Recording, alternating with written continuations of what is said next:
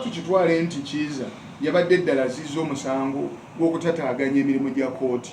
Enkola ebeera nti kkooti emusaba n'ajja mu kaguli n'asomebwa omusango ne bakwotinga bulungi etteeka ly'aba amenye, ne bamubuulira nti ayina eddembe lye ng'omuntu omulala yenna okwewozaako mu bwangu ddala. Kiiza yalibadde yekennyini asobola okwewozaako oba n'asaba omu ku bannamateeka amuwolereze mu musango ogwo.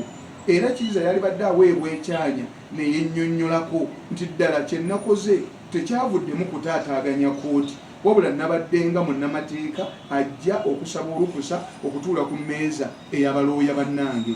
Era nze nsuubira singa aweereddwa omukisa ogwo kabe kasinge omulamuzi yalibadde takola nsobi, yalibadde aweebwa obudde, yaligenza okwekanga ddala tewabadde kutaataaganya, yalibadde amukkiriza namugamba tuula, omusango guno teguliiwo, era n'amusonyiwa ekitaakoleddwa.